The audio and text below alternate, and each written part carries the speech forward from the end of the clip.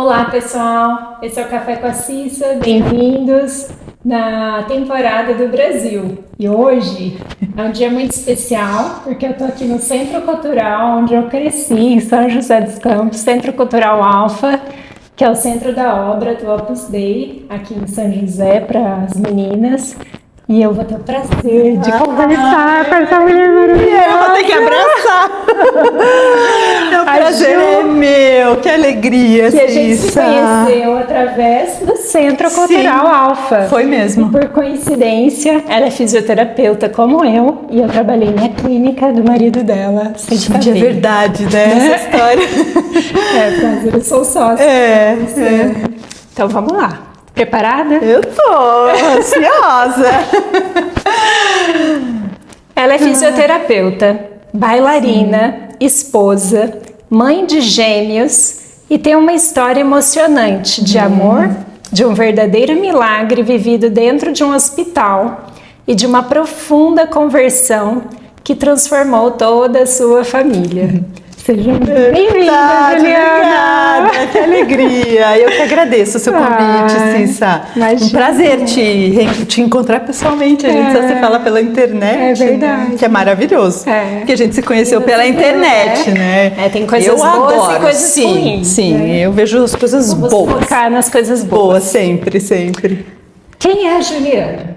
Juliana, para quem ainda não te conhece, conta um pouquinho da sua infância em São José dos Campos. Ai, Cissa, eu nasci aqui em São José. E é tão legal porque São José é uma cidade grande hoje, mas todo mundo se conhece, especialmente as pessoas que nasceram aqui. A gente Então, às vezes eu tô no supermercado, alguém vem falar que conhece meu pai, que conheceu meu avô. É maravilhoso. Muito legal. Isso também acontece comigo. Sim, e vivi uma infância ótima em um bairro aqui de São José, que hoje é um bairro grande, até perigoso, mas na minha época eu andava de bicicleta na rua e era uma delícia. Então, morei aqui a minha vida toda, nunca saí daqui, só um período bem curtinho que eu morei no sul de Minas, mas foi bem pouco, em Itajubá. Ah, não acredito. Juro, assim que eu casei. Será que a gente já falou sobre isso? Porque Itajubá é a cidade da minha mãe. Nossa, você jura? Você tá indo pra Itajubá? Eu vou passar, depois eu vou pra você. Assim que eu casei, meu marido conseguiu um emprego em Itajubá.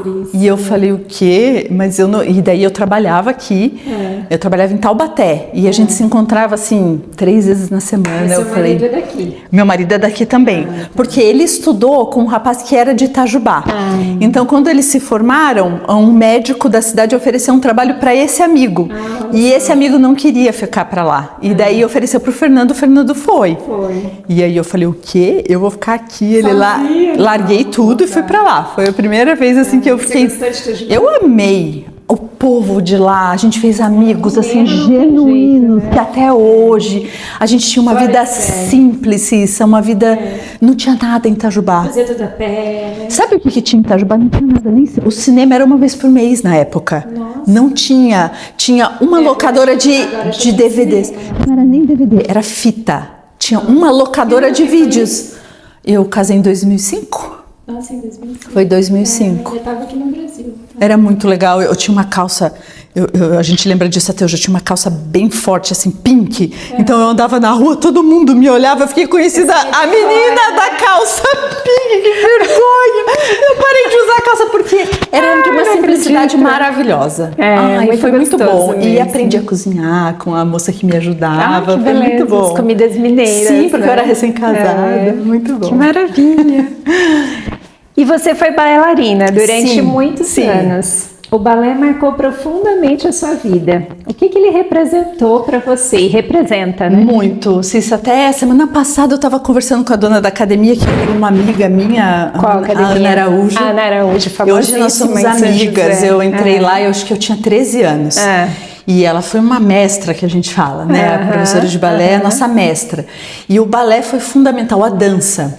A gente estava conversando, porque agora eu tô dando uma aula de doutrina para uma aluna dela e eu quis contar isso para ela, bailarina, né? E foi muito bonitinho, porque ela jovem, 16 anos. E ela disse assim para mim que as meninas do balé são meninas que ela tá se aproximando mais, porque são meninas mais dedicadas, meninas mais sérias, que não querem bebedeira, não querem festas, coisa que ela não tá se encaixando muito com as amigas, talvez da escola, de outros lugares. Eu achei tão legal e quis contar isso pra ela. Que você passou porque por isso. Na minha época também foi assim. A gente tinha balé é muita disciplina, né? Então a gente tinha que estar com o corpo, a gente tinha que estar bem, tinha que estar forte fisicamente, então tinha o treino depois do balé. Né? É muito treino, né? Total. Cissa, eu acho que o mais, assim, o que eu aprendi, e que foi que a gente estava conversando, ela falou, nossa, eu nunca tinha pensado nisso, né? É que a dança são os mesmos passos. A aula de balé não muda. É a mesma coisa. Começa com plié, tandi, jeté, ronde e assim vai. Aí no outro dia, claro, a professora muda a sequência, muda a música, mas são os mesmos, a mesma sempre. Então assim, a gente faz a mesma coisa todo dia. Para quê? Para daí mostrar no palco algo que é mágico, que transcende, que realmente, é belo. O balé, assim, toca a alma, né? Totalmente. Juntamente com a música. A gente não pode mostrar a nossa dor no palco, a gente não pode mostrar a dificuldade. A leveza, então, de uma certa forma, a gente já trabalha isso, né? Então, mostrar para as pessoas a beleza de algo que nos custa lá no palco. Eu não fui uma bailarina, enfim, solista e tudo mais. Uma bailarina solista, ela vira lá 32 piruetas, não é uma coisa fácil. Quando ela começa a fazer, ela não tem certeza que ela vai conseguir, porque é algo difícil. Mas ela treina para ter essa segurança de passar e fazer isso sem que as pessoas percebam que é difícil. Que é difícil. Por exemplo, numa ginástica, não desmerecendo, todo o trabalho é maravilhoso, mas a menina, quando tá na diagonal da ginástica, ela dá aquela respirada, né? Então ela mostra que ela tá se esforçando. No balé a gente não pode. É sorrir o tempo todo, é leveza. Uma coisa delicada. Sim, e a gente aprende isso onde? Dentro da sala de aula. Delicada, mas ao mesmo tempo muito forte, sim, né? Bruta. Exige uma fortaleza da pessoa. A Ana Araújo sempre foi uma pessoa muito exigente. Uau. Muito exigente, muito. E ao mesmo tempo amiga, no sentido assim de que ela queria o nosso bem. E para isso, que interessante você, né, relatando tudo isso, a sua experiência, até linkando aqui na próxima pergunta, né, que você estudou com uma professora muito conhecida aqui na cidade, que é a Ana Araújo, e quais os valores o balé trouxe que você leva até hoje. E você já falando aí, me mostrou como o balé é parecido com a nossa vida espiritual, não, né? Totalmente. É impressionante. A nossa caminhada rumo ao céu. Totalmente. Porque é um incrível, ambiente... assim, a comparação, né? Sim, é muita persistência, muita resiliência. Um dia eu me lembro de um fato que eu conto com maior tranquilidade, né? Então, uma bailarina muito boa saiu. Ela não podia por conta dos estudos. Da mesma idade sua? Ela era mais nova até que eu, mais nova. Era um prodígio, a Cecília. E ela precisou sair, então tinha uma coreografia que dançavam 5 meninas. E a Ana me chamou para substituí-la. E para mim foi, nossa, treinei, passei 2 meses treinando. Então, uma semana antes do espetáculo, era uma coreografia que a Cecília já sabia, a Cecília voltou. A gente estava tendo aula, ela abriu a porta e falou, Ana, não consegui, eu voltei. Na hora, Ana falou assim, Juliana, por favor. Aí eu fui, ela falou, você não vai dançar, tá? Porque esse lugar é da Cecília e ela voltou, então ela vai dançar. Tá bom. Na hora, eu me senti muito, assim... Capaz. Poxa, eu treinei tudo. Você já tinha treinado? Tudo, e porque tudo. Era uma coreografia que eu tinha um sonho de dançar, então eu meio que já... A gente tem isso no balé, a gente fica preparada. Então eu, nos bastidores, pegava ela mesma, a Cecília mesmo, me ajuda, me ensina, como que você faz esse passo? Então eu meio que já sabia. Então quando a Ana me chamou, eu falei, não, eu já sei a coreografia. E de fato, ela tocou a música lá, tinha coisa que eu não sabia, mas a maioria das coisas eu sabia. E foi o quê? Coisa de 2, 3 semanas. A Cecília voltou, ela, claro, devolveu o lugar, aquela coreografia foi feita para ela. E na dança isso é normal, é uma coisa natural. Tá ali a pessoa para quem ela fez a coreografia. Eu ia substituir, agora ela voltou. Num espetáculo de dança, assim, de repertório, tem sempre uma substituta para os solistas pronta. Ela aprende tudo, ela ensaia tanto quanto a solista. Nesse caso Se acontecer uma coisa, ela entra, mas se acontece alguma coisa, ela dança um ato, depois a outra diz, não, agora eu vou dançar. Isso é normal acontecer. Mas eu me lembro que foi uma coisa que me fortaleceu. Eu fiquei muito mal. Eu não gostava de contar para os meus pais, porque os meus pais me defendiam excessivamente, no sentido que eu sabia que meu pai ia lá e ia falar, como assim e tal.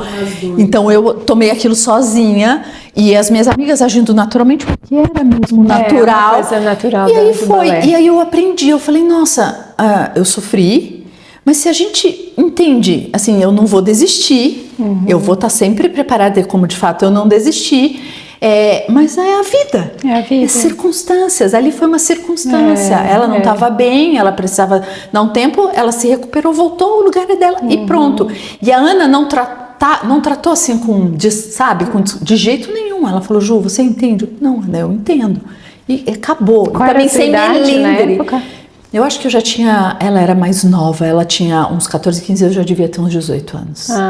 Eu era nova também, eu era bem matura. Eu era bem matura. Que isso tudo é passado e você leva pra vida, né? Totalmente. Já vai preparando isso. Então essas coisas que dificuldades, é o que é. Então um dia eu tinha uma prova super importante, tive que faltar um ensaio. E era uma coreógrafa de São Paulo que vinha coreografar pra gente, super conhecida, Roseli Rodrigues. Ela já faleceu, ela era muito conhecida. Naquele dia, acho que talvez o único ensaio da minha vida que eu faltei. Então, ela fez uma entrada que era de número par de bailarinas e nós éramos de número ímpar. Quem ficou de fora? Quem faltou? Quem? Eu. Apesar de ser uma bailarina que estava sempre lá, que nunca faltava, circunstâncias. E a gente tem. E eu tinha que estar bem. Eu tinha que, sabe? Porque se eu ficasse, não acredito que você fez isso, eu ia mostrar que ela não podia contar comigo. Entendi. Eu queria que a Ana... Você pode contar comigo. Quando você faz uma coisa que eu quero e quando você faz uma coisa que eu não quero, você pode contar comigo. Ô Ju, e foi justamente por causa do balé que você escolheu a fisioterapia? Foi, menina. De um jeito, de uma coisa de supetão bem, né? Bem assim, da fase de jovem, né? Quando a gente é jovem, a gente toma umas decisões um pouco impulsivas, mas então eu tinha um sonho de ser professora de dança. Não tinha um sonho, mas eu tinha jeito para dança. Eu tinha jeito. Eu sabia que eu tinha jeito para dança. Ela já tinha me chamado quando ela teve filho para substituí-la, quando a Ana teve filho. Então eu gostei daquele negócio de dar aula, mas eu achava que nunca ia acontecer. De alguma maneira eu achava assim, não, imagina, ser uma professora definitiva, acho que nunca vai acontecer. Mas aquela mesma coisa, eu queria estar preparada para se acontecesse. A educação física, que seria o que eu teria que fazer para ser professora de dança, aí eu ia ter que encarar futebol, voleibol, não combinava comigo. Não gostava. E aí uma amiga disse, faz a fisioterapia que você pode. Eu posso, na época, não sei, ela me disse isso, eu acreditei nela. Nova, talvez, faz que você vai poder estar em contato, às vezes, né, depois, entre educação física que você não gosta de absolutamente nada, faz a fisioterapia, e eu fiz. Mas daí eu me encantei por fisioterapia respiratória, que era na época eu trabalhava em hospital, e daí enveredei para outro lado, mas dancei até o último ano da faculdade. A gente ia para Joinville, dancei, mas daí depois fui fazer estágio em São Paulo. E você fez fisio aonde? Eu fiz na UMC, a Universidade de Mogi. Mogi das Cruzes. Foi lá que eu conheci meu marido. Eu brinco que eu só fiz a fisioterapia lá para conhecer o Fernando. Foi lá que eu conheci ele é fisioterapeuta. E agora a gente vai entrar para essa área aí, essa história de amor. E foi na faculdade que você conheceu o Fernando. Como é que foi esse primeiro encontro? Isso foi tão engraçado, a gente ri muito, assim, porque a gente se conheceu lá, eu nunca tinha, apesar, ele é carioca, mas sempre morou aqui, mas é engraçado, a gente tinha muitos amigos em comum. Mas eu era nova, meu pai não me deixava sair, assim, meu pai era bem rígido. O meu irmão, sim, saía, porque ele era mais velho e também porque era homem, né? Na época. Então eram os amigos do meu irmão em comum, mas a gente nunca tinha encontrado com ele. E a gente se conheceu e foi um negócio tão legal que em uma semana as pessoas perguntavam, nossa, vocês se conheciam antes? Porque Vocês eram vocês ficaram amigos, muito uma envolvidos. afinidade. Eu era muito espalhafatosa. E é o mesmo ano ou ele era mais velho? Ele era um ano mais velho, porque ele tinha que começado engenharia e tinha largado. Não, mas ele estava na mesma turma Na sua. mesma turma que eu, Tá, na minha turma, na minha sala. Certo. E então a gente ficou amigo, assim, uma afinidade que a gente teve. Ele era brincalhão, eu também, acho que foi isso, assim. E você citou antes aqui que vocês costumam dizer hoje que foi amor à primeira vista. Foi, gente, amor à primeira vista existe, eu posso provar. Mas ambas as partes? Foi assim, olha, vou até, enfim, né? A gente hoje fala as coisas na internet, fica gravado, né? E envolve outras pessoas, mas ele tinha uma namorada e eu tinha um namorado. E nós, então, éramos muito amigos. E tinha essa afinidade, mas hoje eu vejo que tinha uma coisa especial. Hoje eu vejo que eu já gostava dele, assim, tanto é que depois foi numa festa, assim, que daí um amigo nosso em comum veio e falou, né? Ai, o Fernandinho gosta de você. Que? Como assim? Então eu também. Bom, eu também. Foi muito assim. Daí, aí o Júnior riu e falou, gente, vocês são muito loucos, vocês dois. E daí a gente ficou e tudo. Foi bem assim.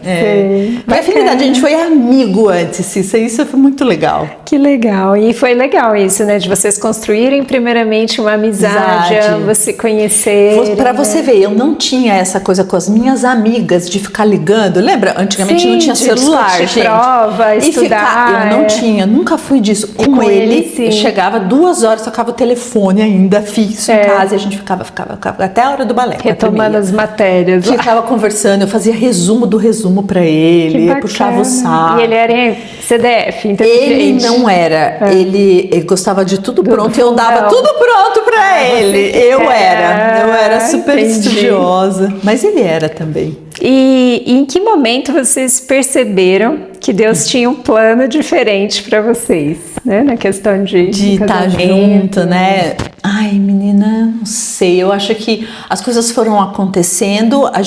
Vocês já namoraram logo no primeiro ano? Não, a gente começou a namorar, acho que já no terceiro ano de faculdade. Eu acho que as coisas foram acontecendo naturalmente. A gente não tinha uma ideia do matrimônio que a gente tem hoje, nem de longe. Esse processo veio depois. Sim, mas eu acho que isso é uma coisa que a gente sempre conversa, que a gente vivia, a gente gostava de observar a realidade, a gente vivia a realidade, a gente não ficava, eu não tinha sonhos, pretensões, ele também não. Só vivendo cada momento. Cada momento. Então, ele arrumou um emprego, ele já estava trabalhando em Itajubá, eu tinha o meu emprego, e aí eu pensei... Itajubá veio depois da formatura? Veio depois da formatura dele. Tá. E daí eu já morava sozinha, porque eu já estava trabalhando. Assim que eu me formei, eu me Você lembro mexia com o hospital, né? Com o hospital, então eu dava plantão. Então eu me lembro que eu guardava tudo, morava com meus pais ainda, então eu guardava todo o meu salário e eu ganhava bem na época. Em São José mesmo? Em São José. Qual e aí você trabalhava? Eu trabalhava na Universidade de Taubaté. Ah, ok. Eu era supervisora de estágio. Então, e dava plantão em São Paulo no final de semana. Ótimo. E guardei todo o meu dinheiro. Em 6 meses eu consegui montar um apartamento. Você chegou a dar aula na Univap também? Não, na Univap não. Porque daí quando a gente se casou, e aí Foi o período que você estava em Itajubá? Daí eu larguei a Unital. Eu falei, eu não vou ficar, nossa, os meus colegas professores, você é maluca tal. Eu falei, gente, eu não vou morar numa cidade, meu marido em outra cidade. Namorada é uma coisa, marido eu não vou. Então com 6 meses de casado eu fiz essa doideira. Você entende? Eu não sabia o que era o matrimônio, mas eu percebi com a realidade. Não vai dar certo. Nos seus pais, não vai, imagina. Eu chegava quinta-feira na minha casa lá em Itajubá, ficava quinta, sexta, domingo, aquela agonia de ter que voltar. Daí dormia na casa da minha mãe, eu já era casada.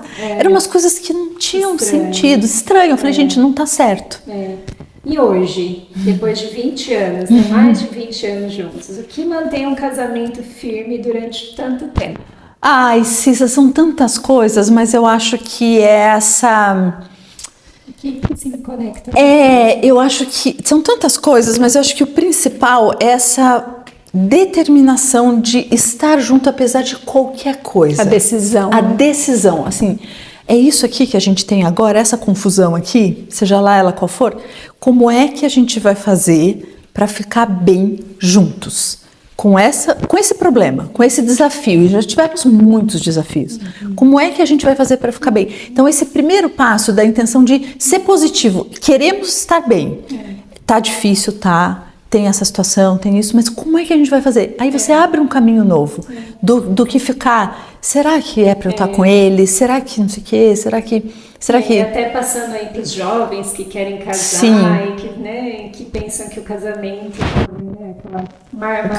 é família margarina, né? Não é. De flores e rosas perfumadas. Eu tenho que entender que o casamento, como a vida, são feitas de fases e todos totalmente, evoluem, né? Totalmente. Eu acho que agora a gente conseguiu juntar uma coisa que a gente até lutou para colocar que não era natural, o humor. Para ele era muito natural. E eu perdi ao longo do tempo. E você ficou mais rígida. Mais rígida, mais dura comigo mesma, óbvio, e daí com todo mundo à minha volta. E eu um dia... rir, sabe assim? Nossa, ele tem esse defeito. Ai, meu Deus, lá vem ele. E ele fazia isso, e eu não conseguia, e eu queria e não conseguia, mas eu fui batalhando, pedi ajuda para ele. Falei, olha, Poxa, quando eu ficar nervosa, entendeu? Dá risada da minha cara, não fala pra mim que eu já tô nervosa de novo. Então, eu acho que hoje o bom humor. A gente leva tudo com bom humor. E as coisas não são fáceis. E fica mais leve, né? Sim, não são fáceis. A gente tem vários desafios. Enfim. Mas é maravilhoso. Ju, agora volta para Deus. Quando vocês decidiram casar, você tomou uma decisão muito bonita, fazer sua primeira comunhão e a crisma. Como é que surgiu esse desejo? Então, você foi natural, assim, para mim foi um coração que quando ele me pediu em casamento, né, a gente foi num restaurante, ele formalizou, pediu pro meu pai e tal, foi muito bonito, foi bem, bem bacana. A filha dele estava lá, foi muito legal, ela ficou um pouco enciumada, mas ele deu um buquê de flores para ela também. Eu acho que ela tinha uns 8 anos, 7 anos. Né?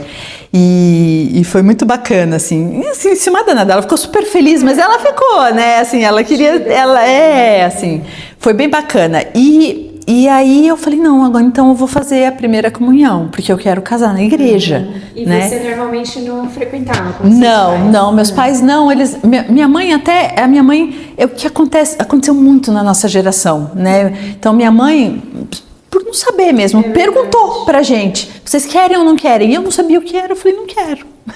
Sei lá, eu não quero, né? Meu irmão chegou a dizer que queria, e aí teve um entremeio, porque ele já era um pouco mais velho, e daí o sacerdote ficou um pouco bravo, e daí ele também desistiu, enfim. Coisas que acontecem. E daí, então, eu decidi ali na hora fazer, e fiz, e foi muito legal. Não foi porque a gente foi conversar lá, e eles falaram que era obrigado, não. Foi o primeiro passo que eu dei. Eu quero fazer a primeira comunhão, e fiz. Então, eu recebi a Eucaristia em outubro, a Crisma em novembro e casei em janeiro. Olha só. Sim. E aí, nesse período, você citou que vocês decidiram viver a castidade, até receber o sacramento. Sim. Até finalizar o matrimônio. Sim. E como foi essa decisão? Foi assim... interessante, porque o Fernando ele já era tão legal, assim, porque quando eu falei que eu queria casar na igreja, ele não casa, assim, para ele, na época, era um pouco assim, tanto faz, mas se isso é importante para você... Ele aceitar. Sim, mas ele não só aceitou, ele tentou fazer que aquilo fosse importante para ele também, isso eu achei tão legal. Entendeu? Sim, então ele me perguntava, ele ficou muito emocionado, a gente, enfim... Mas nessa época dele não, foi bem no início. Ele casou comigo porque eu pedi. Antes do matrimônio, há quanto tempo? Vivendo de namoro, você diz, ou vivendo a castidade? A gente ficou uns 5 anos namorando. 5 juntos, 5. A gente, uns 2, 3 meses vivendo a castidade. Eu expliquei pra ele e ele falou: o que é bom pra você é bom pra mim. Assim, ele falou: eu não entendo, pra mim é muito difícil, mas se é bom pra você, então é bom pra mim. Ai, Cissa, não é? E ele viveu mesmo. Não é que ele ficava, sabe, bravo ou não. Ele não entendia, mas quis. E eu confesso que por amor. Foi muito bonito. Maravilhoso. E o Fernando, que ainda não era convertido, aceitou esse caminho, né? E o que isso significou para você? Ai, foi assim, eu era... Também ainda não tinha, eu digo que minha conversão mesmo, quando eu olho para trás, eu falo, nossa, agora eu sou convertida, né? Eu achava que eu era, que já é muito bom. Eu tinha essa sede de Deus. Mas hoje eu vejo, nossa, eu não sabia praticamente nada, né? Não sabia, não sabia nada. Eu achava que eu sabia. Para mim era uma coisa muito sentimental, assim. Me lembro na adolescência, isso eu acho uma coisa legal de contar. Eu tinha uma amiga que a gente saía ficava andando de bicicleta pela rua, andando. E aí ele passava aqui na frente da Sagrada Família, eu falava, vamos entrar. Aí a gente entrava e eu começava a chorar. Aí daí ela falava, vai naquele lugarzinho, você gente. Não era de missa, não, né? vai naquele lugarzinho ali que era o sacrário. Nem ela sabia o nome. Que eu acho que é lá que as pessoas ficam, quando elas ficam assim, igual você tá. E aí eu ia, ficava, chorava. Daí era assim também. Enxugava as lágrimas. Vambora! E ia, assim, andar toda desgrenhada da rua de bicicleta, assim, sabe? Você era criança? Eu era... Você morava por aqui? Sim. Tinha, sei lá, 14, 15 anos. Na época eu fazia balé, a gente fazia balé juntos. Interessante, né? Então eu tinha essa sede, mas uma coisa bem emocional, né? Típico do sanguíneo, né? Total, me deixava levar. Total, ele me chamava pela emoção, que era a única coisa que eu abria pra ele, né? Que era o meu, assim, desse jeito, né? E ia. Então, nessa época do casamento, depois do casamento, era um pouco assim. Mas a gente tinha uma Bíblia. Eu vivia lendo, imagina, meus meninos quando eram pequenininhos, assim, vivia lendo a Bíblia, mas não... Nada muito profundo. Nada profundo, não tinha. E agora sobre a gravidez dos seus gêmeos. Sim. Depois veio a notícia da gravidez dos gêmeos. Como foi descobrir que seriam 2 gêmeos? Nossa, foi muito legal, porque... E olha isso, quando eu casei com o Fernando, eu falei, você quer casar comigo, você vai ser pai de gêmeos, você acredita? Você falava isso pra ele? Sim, e a minha prima... Você não tem nada da família? Não, então, eu tenho primos... eu tenho primo que tem filhos gêmeos e tenho primos gêmeos. Mas eu não tinha atinado. Depois que eu fiquei grávida de gêmeos, eu descobri que uma tia tinha uma irmã gêmea, mas não vingou na época, né?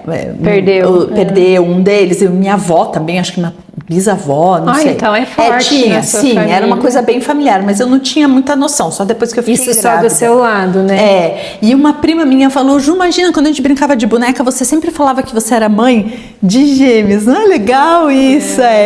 E daí... Eu já sabia, hein? Aí engravidei dos meninos e foi um susto, né? Eu brinco com o Fernando, ele fala que não é verdade, mas eu tinha perdido um nenenzinho um pouquinho antes, 3 meses antes. A médica pediu para eu esperar um pouco e eu não esperei. Ela pediu para eu esperar 3 meses e eu esperei 1 mês só. Eu falei, quer saber, eu não vou esperar nada. E daí eu engravidei dos gêmeos.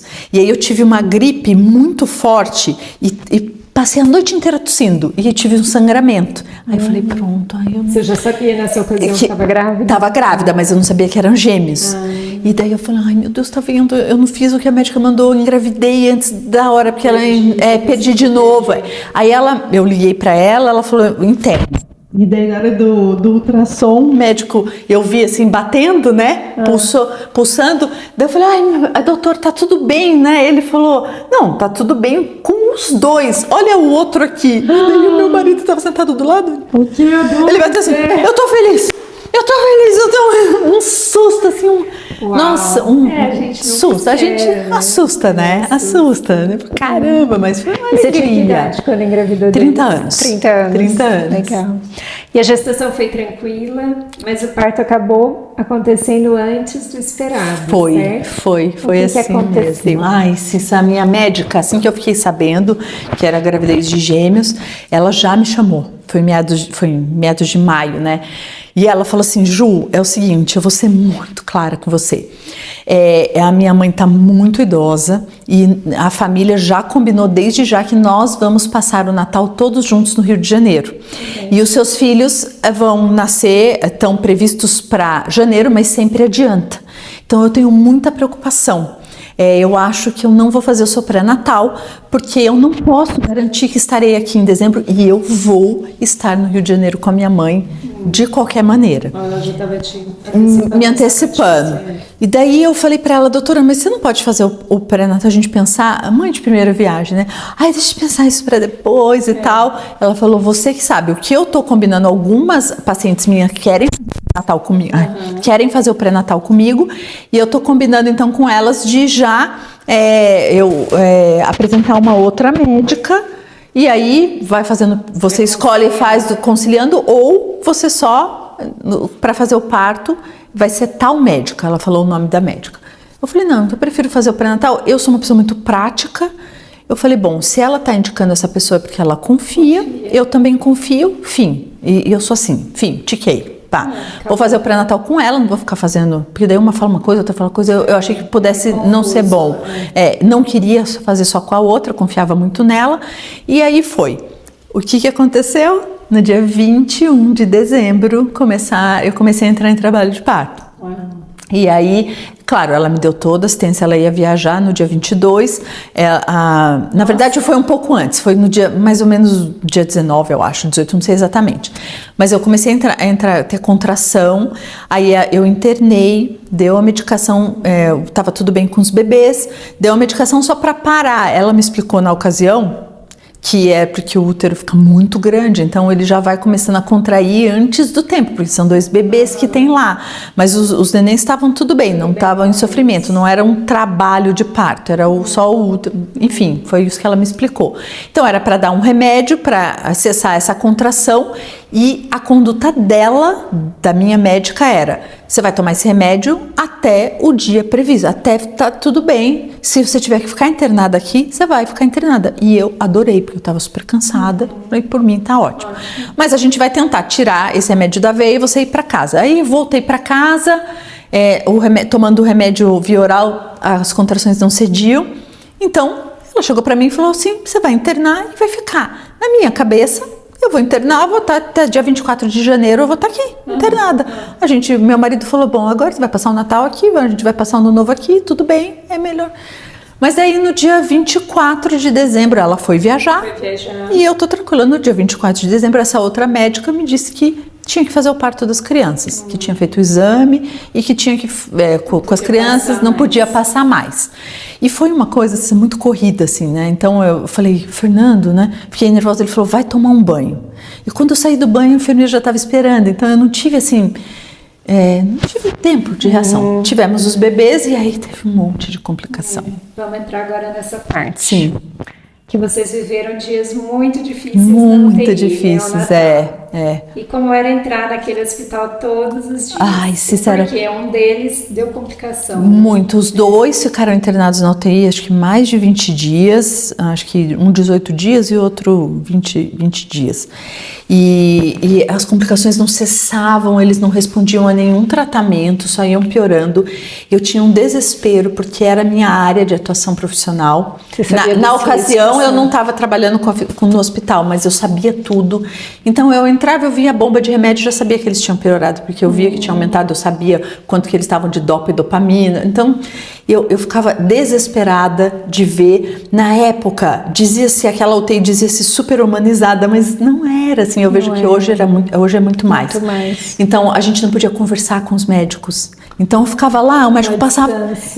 E eu queria saber, e eu sabia o que estava acontecendo, então tinha dificuldade de ficar lá, eu podia ficar o dia todo, mas não conseguia, me sentia culpada. Então foi uma época muito difícil. Ficaram quantos dias? Ficaram 18 dias, um e 19 dias e meio outro. Ok. E houve um momento muito marcante em que o médico disse para vocês esperarem o pior. Ai, Cissa, foi. O que passou pelo coração de vocês naquele instante? Ai, Cissa, uma impotência, assim. Acho que a gente guardou isso no coração para sempre. Pra gente sempre lembrar que as coisas não estão na nossa mão. Sim, não estão. Aquela coisa. Eu queria fazer tudo e eu não podia fazer nada. Inclusive eu tinha que ir embora, porque foi na entrevista, foi na visita da noite. À noite a gente não podia ficar, a mãe não podia ficar.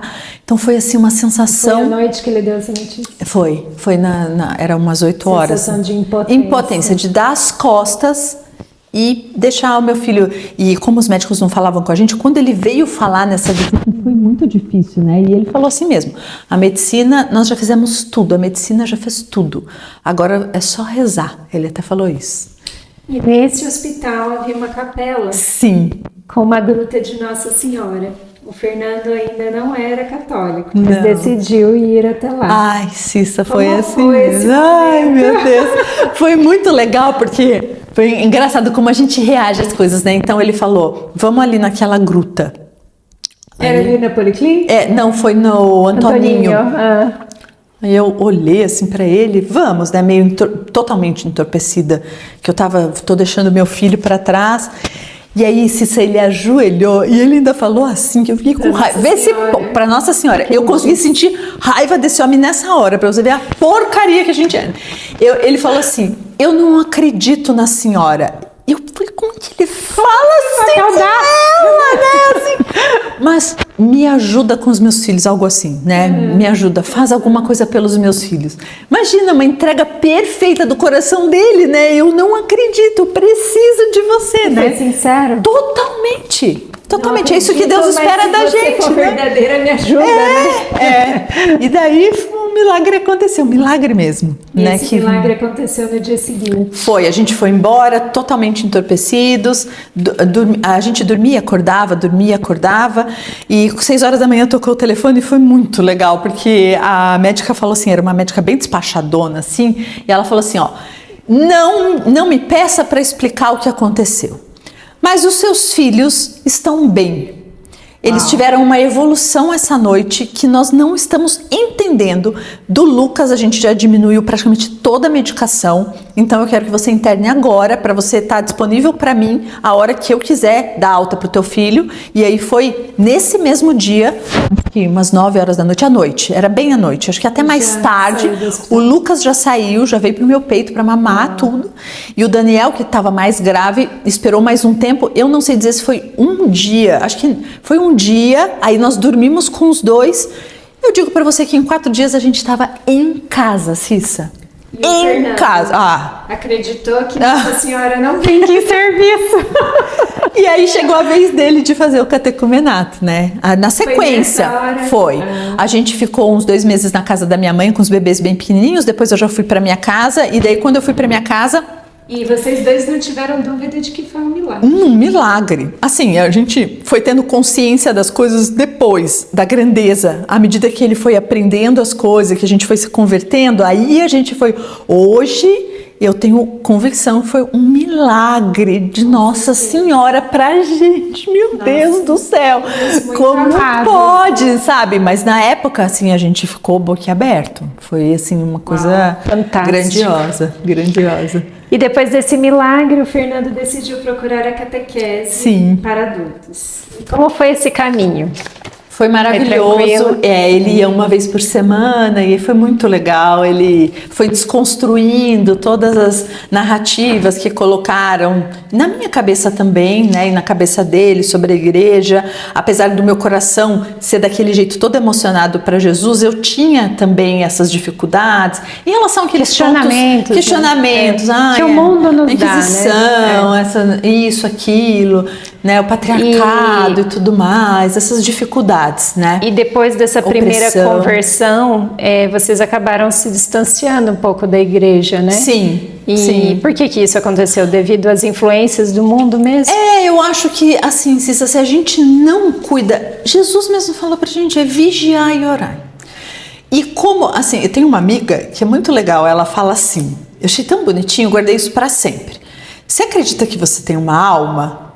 Então você tem que cuidar dessa alma. E se você não cuida, você se distancia sem perceber. E foi isso que aconteceu conosco. Uma coisa tão grandiosa. O dia a dia atropela.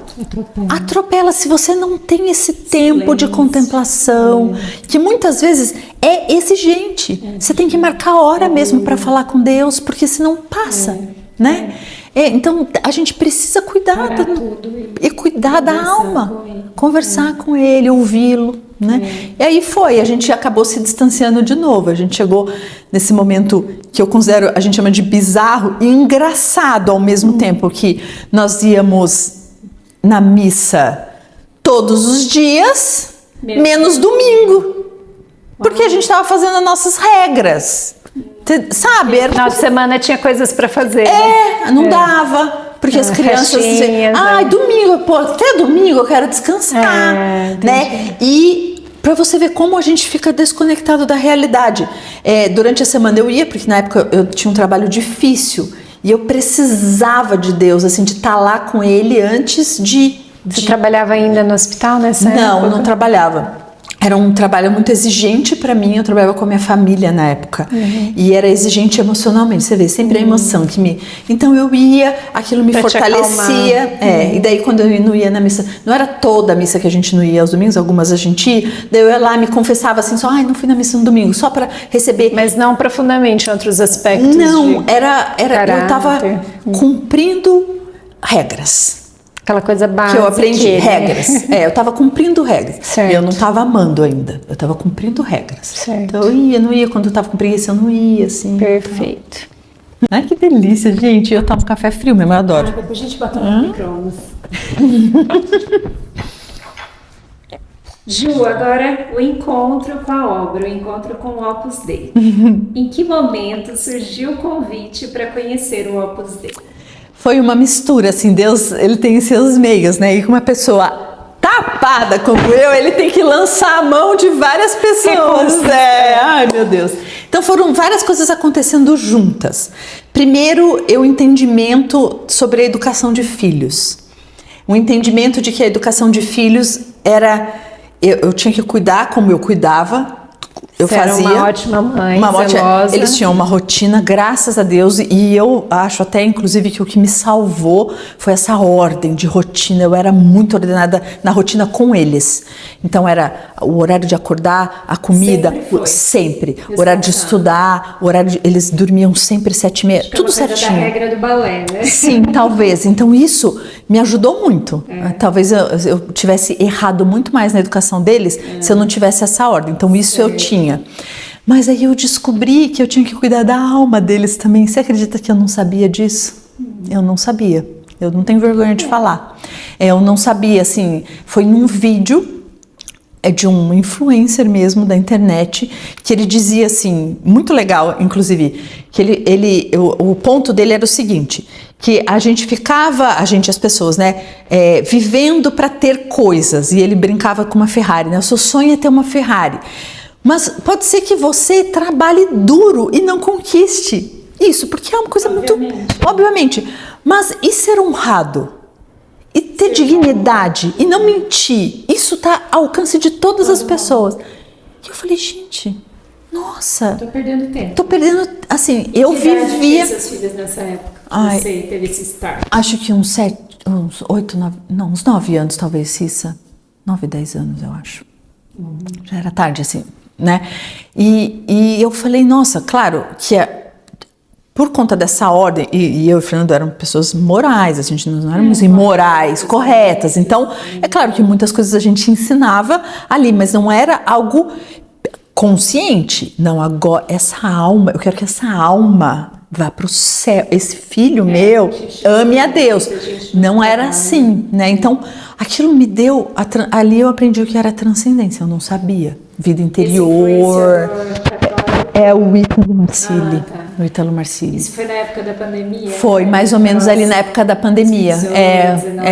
E daí, na hora eu falei assim, eu quero saber quem é a mulher desse cara. Falei assim, quem que é a mulher desse cara? E daí eu descobri uma mulher que tinha 5 filhos e era serena.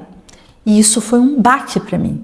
Porque eu tinha gêmeos. E eu era tratada como, sei lá, uma pessoa de outro mundo, porque eu tinha gêmeos pelas pessoas, porque eu já era uma guerreira incrível, porque eu tinha, sabe?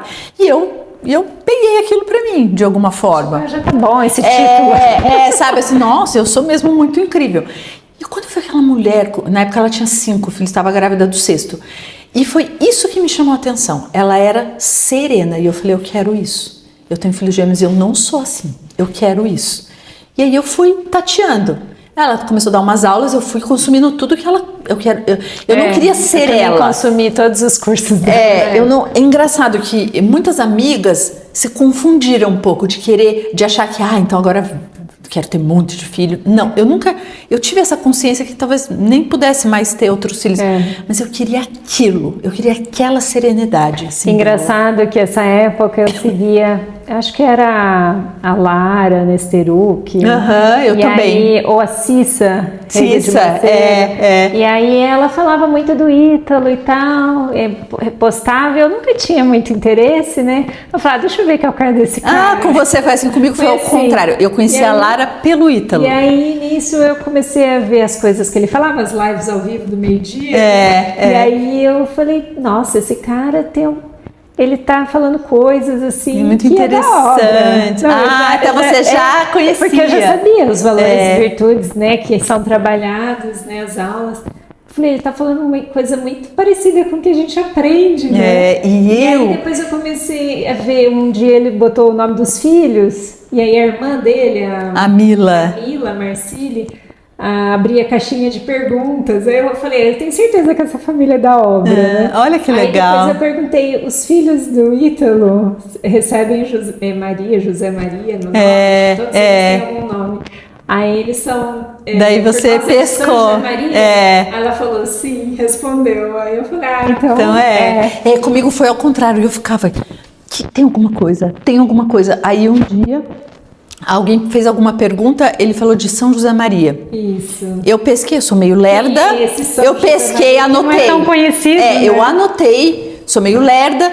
E depois, uma outra vez, e eu ouso dizer que talvez tenha sido uma das únicas, poucas vezes que ele falou, não, você é alguém perguntou, você é do Opus Dei? Ele falou, sou, alguma coisa assim. E aí você falou, o que é esse Opus Dei? Caramba. Você nunca tinha ouvido falar? Daí é engraçado, né? Porque as coisas, como eu falei, as coisas foram acontecendo todas juntas. Que legal. Nessa época eu frequentava, de um tempo anterior, eu frequentava aquela missa diária. E a Cláudia, nossa amiga em comum. Que é uma outra coincidência. Que é uma amiga nossa em comum. Eu ia à missa todo dia e eu era meio doida. Deixa eu tomar aqui um café. Isso aqui o nosso café já tá gelado, gente. Não é fake, bolo de verdade. A gente vai começar cafezinho. Mas ela, me vendo todo dia na missa, ela me chamou. E aí ela falou, você queria um encontro de mulheres e tal? E daí eu falei, claro que quero. Na época... Isso você já tinha visto esses vídeos do Ítalo sem saber, ela te chamou? Não. Foi um pouquinho antes. E aí, quando ela falou Opus, eu engasguei de verdade, a gente vai ter que parar. Eu vou ter que tomar uma água. Tô engasgada. Deixa eu tomar uma água. Que loucura. Mas aí pronto, tudo resolvi, tomei uma água. Hidratação, já aconteceu. Então, um pouquinho antes, nisso que eu ia à missa todos os dias e tal. E aí a Cláudia, eu era meio psicótica igual ela, que eu brinco que ela sentava no mesmo lugar e eu procurava ela e sentava atrás. Vê se pode. Mas sem pensar. Mas não tem paz de Cristo, né? Não tem. A missa é mais, menos. Mas ela te via, né? Ela me via. E aí ela falou, você quer um grupo de mulheres? E a gente tinha feito o curso de casais da Pastoral Familiar, um pouquinho antes, eu e o Fernando, e a gente trabalhava... Sagrada Família? Não, a gente fez na Catedral. Catedral de São Diego. Isso, e a gente trabalhava, eu especialmente, ele não curtia muito. Eu ia bastante, trabalhava na Pastoral Familiar, só que eu estava um pouco descontente, porque não podia ir com ele, e daí eu queria alguma coisa junto com ele. Não gostava. Ele não gostava, era um pouco, assim, muita música e tal, né? Ele era mais discreto.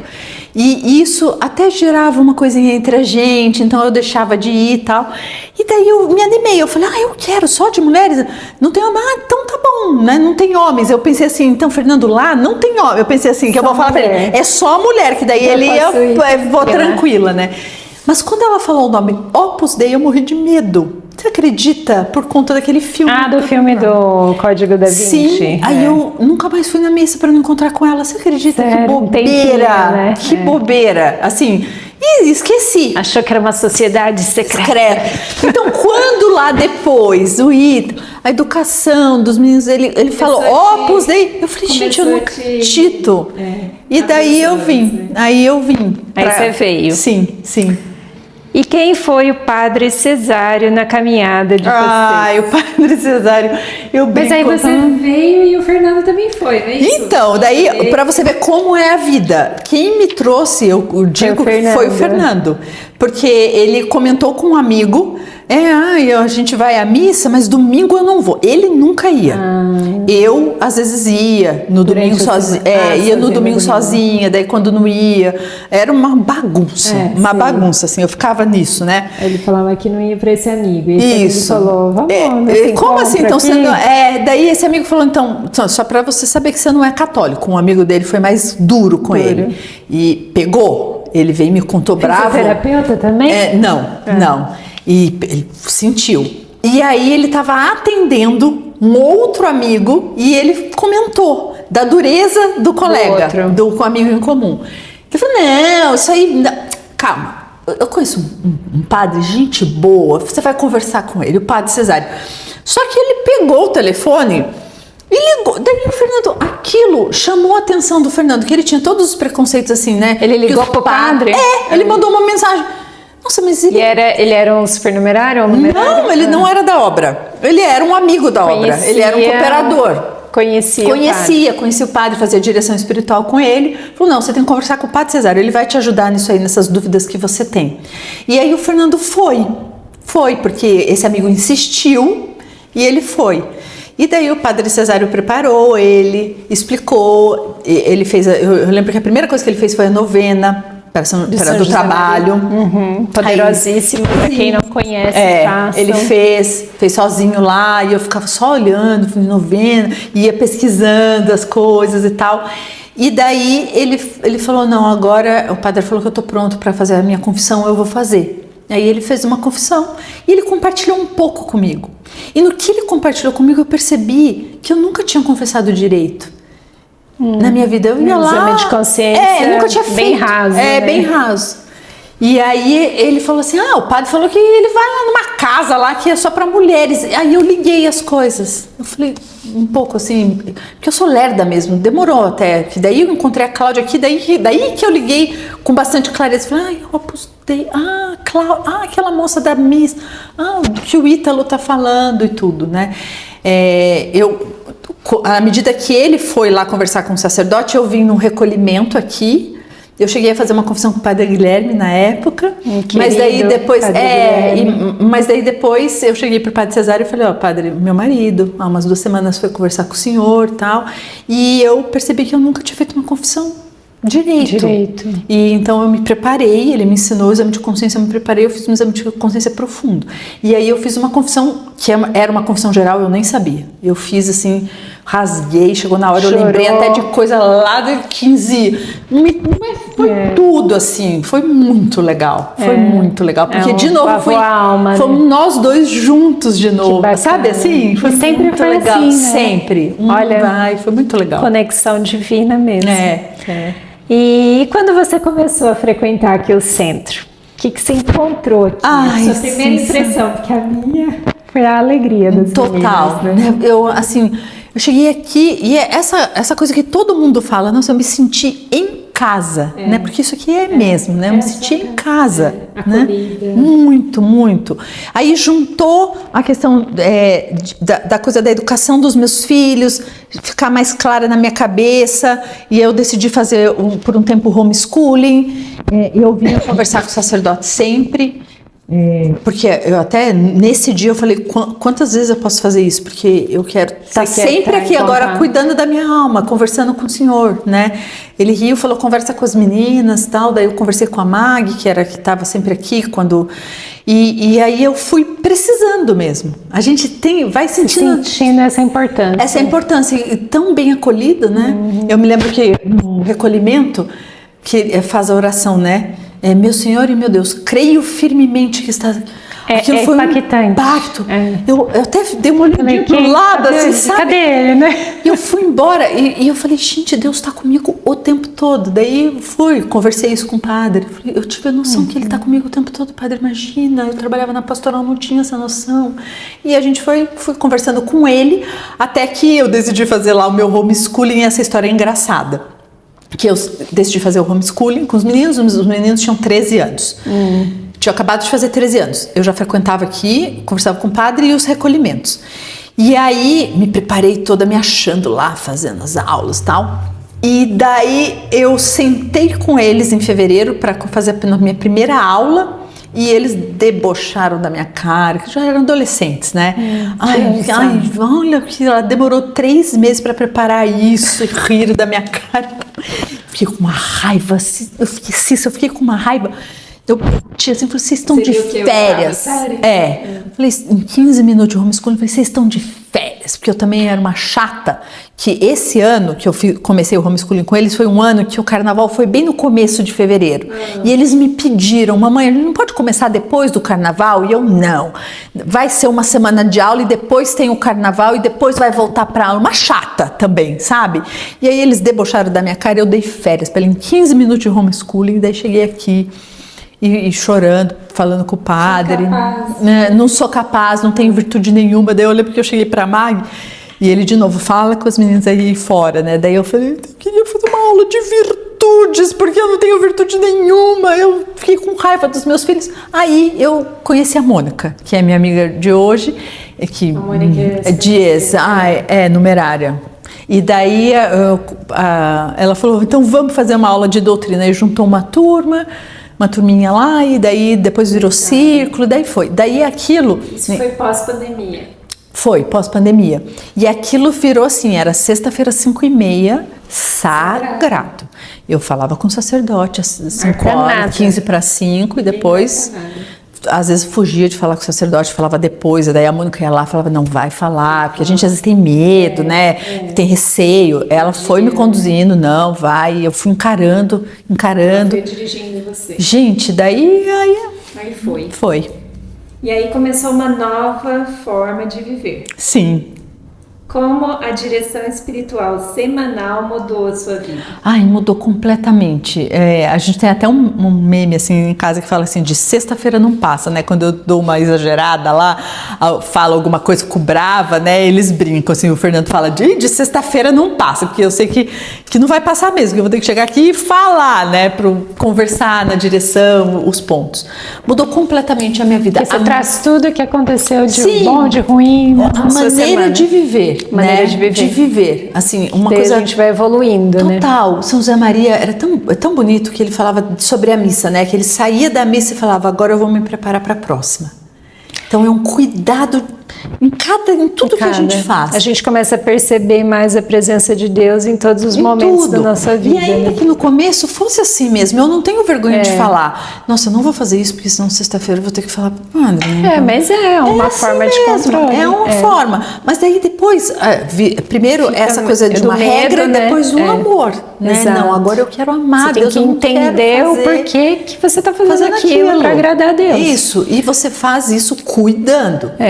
E depois desse tempo todo, né, de direção, você sentiu mudanças na sua vida matrimonial e com os filhos? Totalmente. Como mãe? Totalmente. Me abriu a minha vida interior, né? Me abriu. A Juliana de antes e depois. De me cuidar, de não botar a culpa nos outros sobre as coisas, ainda que as pessoas tenham culpa em certas situações, mas sempre buscar esse ponto, assim, o que eu posso fazer para melhorar essa situação? Então eu vou fazer isso. Aquela famosa frase do Ítalo, né, que o jargão que ele ficou conhecido, que traz muito, né, da obra, né, ninguém te deve nada, e você deve tudo para os outros. Para os outros, é exatamente isso, né? Então, assim, o que eu posso fazer? E aí me trouxe essa positividade de ver as dificuldades num lado positivo, né? Não ficar murmurando, com muitas penas. E aqui, né, para finalizar esse bloco, e você costuma dizer uma frase muito bonita: nada do que fazemos é obscuro para Deus. Ele vê tudo. Tudo, né?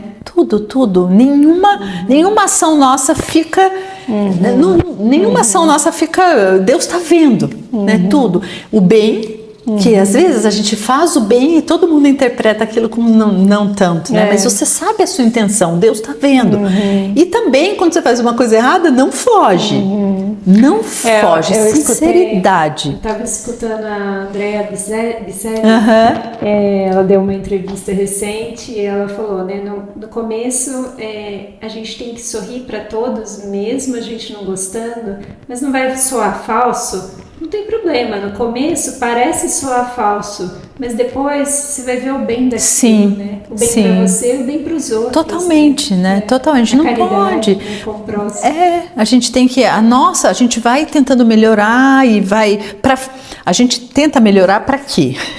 Para a gente ser um peso menos pesado para as pessoas, sabe? Assim, para aliviar a vida das pessoas, mas e seja um caminho de salvação. Totalmente. Também, porque Deus, às vezes a pessoa fala, né? Não arruma um namorado, né? Eu vi um padre falando assim, arruma um namorado. Mas a pessoa não se arruma, não sai de casa, não se conecta com as pessoas. Quer que Deus faça todo o trabalho. Deus manda as pessoas para te salvar, né? Mas você tem que estar então, assim, na luta lá. Nós luzes no meio do mundo, instrumentos de conversão para outras almas. Sim, totalmente. E sobre a amizade verdadeira que você encontrou aqui.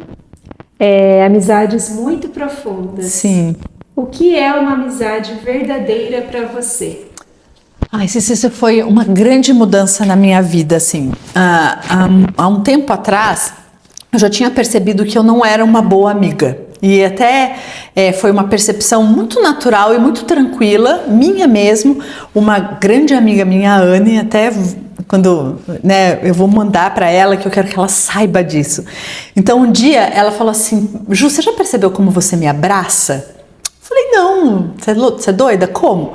Então ela falou que eu fazia o seguinte, eu abraçava e empurrava. Sério? Eu pegava, eu abraçava, então assim, é como se ela me abraçou, se ela não abraçou, quanto tempo, se ela queria abraçar um pouco mais, eu nem estava vendo. Então eu dava um abraço forte, que eu tinha essa característica, todo mundo falava que eu abraçava forte, mas eu já empurrava, então eu abraçava e eu nunca tinha percebido. Olha que interessante, porque o corpo fala. Fala. Né? E eu falei, amiga, me perdoa, eu nunca tinha percebido. E aí eu comecei a prestar atenção. Interiormente, alguma coisa queria dizer, né? E ela me deu esse estalo de, olha que interessante, e mais uma vez, eu não tenho vergonha de falar, quando a gente se encontrava, eu só falava de mim. O assunto era só eu. E ela falar do abraço abriu a minha consciência, me iluminou mesmo para eu ver isso. Que você afasta os outros, você só pensa em você. Só eu. Então, as nossas conversas a gente se encontrava, a gente estava fazendo um curso de pós juntas na época. E a gente falava da pós e tudo, que era uma coisa que a gente tinha em comum. Então, era a pós e os meus problemas. A pós e os meus problemas. A pós e os meus problemas. Você não ouvia, você mais falava. Eu nunca. E aí eu comecei a perceber, cara, eu não sou uma boa amiga. Ponto. Que bom, percebi, não sou. E eu fui tentando melhorar, só que eu não tinha ferramenta. Eu tentava ser quando eu via, eu estava falando só de mim. Você não enxergava os pontos que você precisava melhorar. Não era claros para mim. E aquilo eu guardei no coração. A gente acabou se afastando por força das circunstâncias, aquilo eu guardei no coração. Quando eu encontrei a obra, fez todo sentido, assim. Eu falei, nossa, agora aqui eu tô entendendo o que é amizade verdadeira. É gratuito, né? É você querer o bem do outro. Não, eu não me importo. E mais assim, eu não me importo comigo, assim, eu estou em segundo plano. Mas é interessante que eu me dou para as minhas amigas, mas é interessante que eu recebo muito também. E eu tenho essa segurança. Eu falo para elas. Você pode confiar e... Outro dia, você não espera nada, mas de repente vem muita coisa. Né? O meu modo de falar é esse. Para mim, a obra é um alívio para mim. Eu sei, e de novo a sexta-feira, né? Eu sei que na sexta-feira eu vou ter a minha conversa fraterna que a gente fala, que eu vou colocar os meus pontos, que essa minha amiga vai colocar os pontos difíceis que ela tá vendo que eu preciso melhorar, e ainda que eu não concorde com ela, eu vou guardar aquilo no coração, porque eu tenho uma certeza, ela está fazendo aquilo para o meu bem. Para o meu bem. E aí E continua a Mônica. Total. E aí você se abre para essa amizade com as suas amigas. Sim. E aí você recebe isso em troca. Exato. E é muito legal. Chega num ponto que eu sei as dificuldades das minhas amigas, elas sabem as minhas dificuldades, a gente brinca. É uma troca, né? É uma troca. É uma troca. E aqui também existe o Clube do Livro, que nasceu dentro do centro. Sim. Como é que funciona, Ju? E muito legal também, um caminho de conhecimento dessa amizade. Eu lembro que eu estava muito apaixonada pela obra e muito convertida e acabei me afastando um pouco das minhas amigas. E quando... Suas amigas de fora? Minhas amigas de fora. E aí eu estava com muita saudade delas. Muita saudade, eu tinha muita saudade delas. E aí um dia saí da direção espiritual, eu infelizmente não consigo me lembrar o que a gente conversou. Eu só me lembro que saí da direção espiritual e falei, quer saber... a gente já tinha um clube do livro, mas eu tinha um clube do livro, mas eram com as minhas amigas daqui. Assim, daqui poucas amigas. Não daqui, mas as minhas amigas que também frequentavam aqui. Aí era fácil, né? E nesse dia eu saí e falei, não, eu vou chamar todo mundo, até aquela pessoa, teve uma lá que eu morri de medo de chamar, mas chamei todo mundo e saí mesmo. Mas para começar o clube do livro aqui, para continuar esse clube do livro. Católicas e não católicas. E mandei assim, e foi assim, de supetão, mandei mensagem para todo mundo, morrendo de medo, achei que ninguém ia aceitar. Todo mundo aceitou. Sério? Todas aceitaram, todas entraram no grupo, aí de fato, que vieram mesmo não foram tantas, né, porque daí a coisa vai afunilando de alguma maneira mesmo.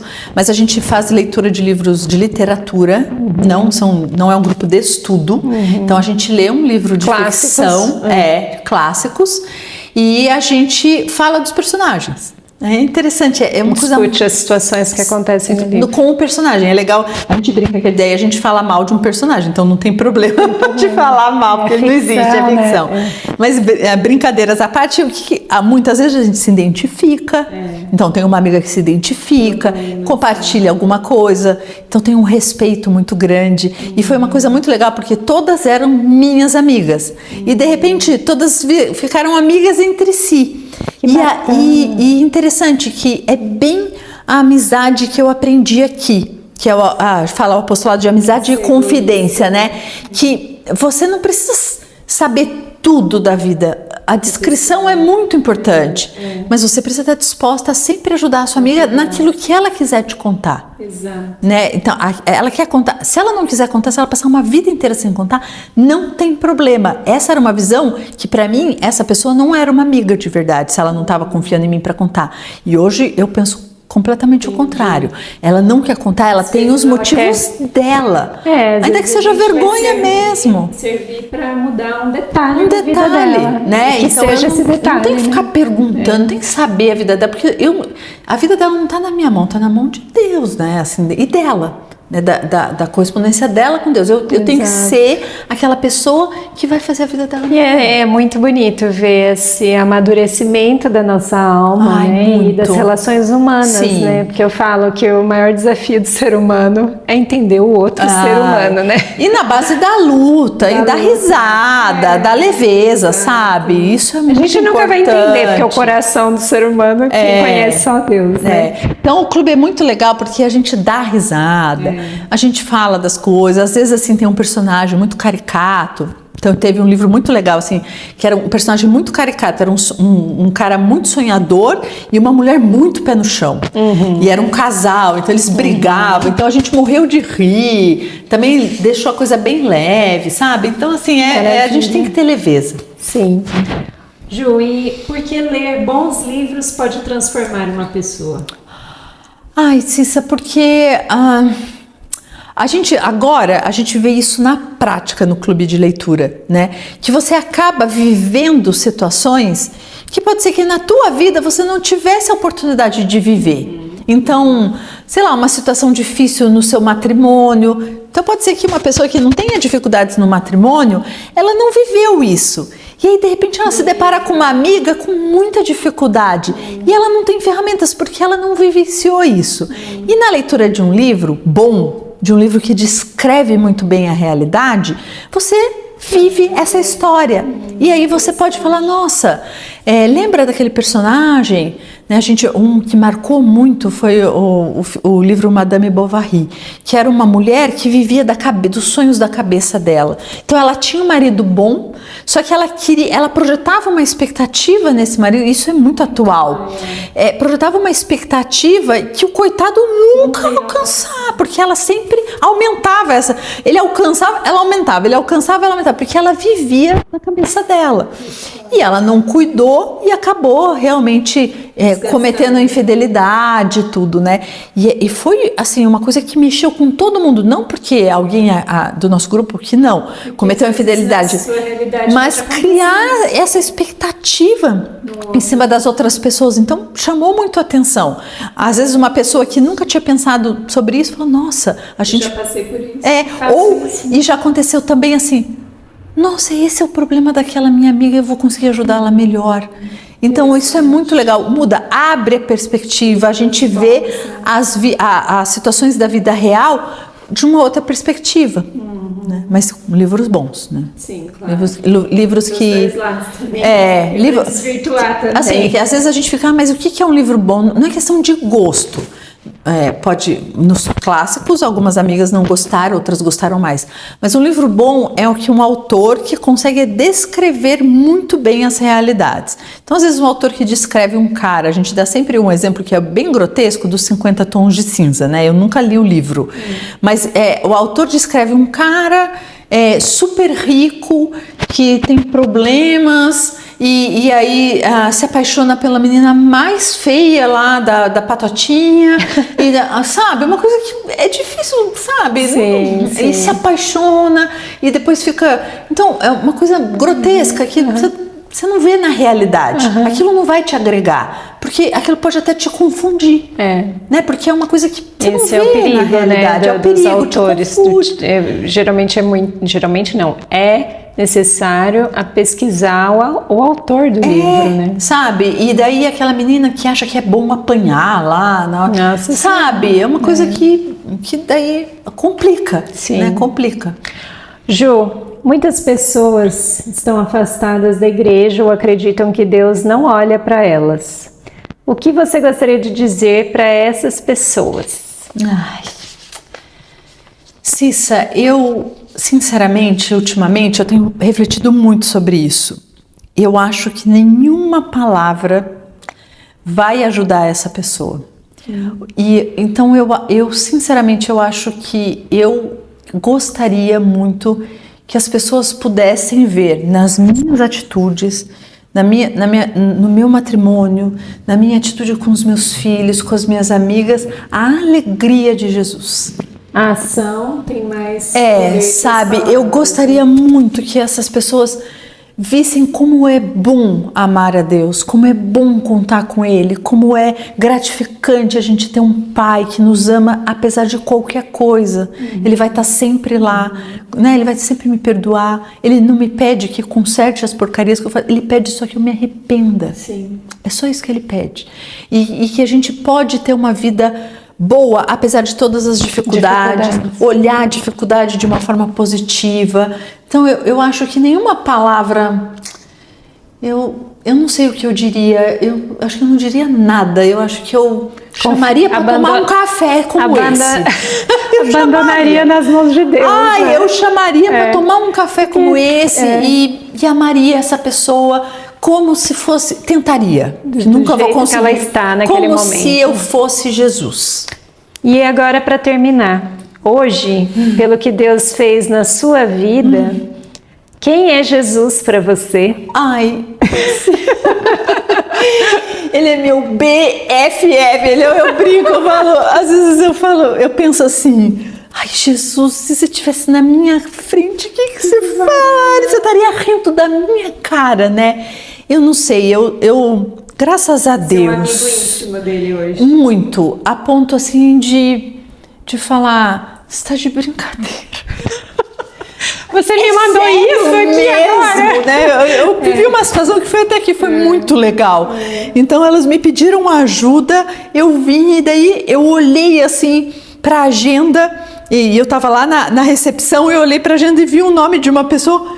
Eu falei, really? é sério que o senhor está fazendo isso comigo? E ria assim, como quem diz, é sério que o senhor vai complicar a minha vida desse jeito? Mas é isso que eu quero de você. Tem que ser assim. Muito íntima.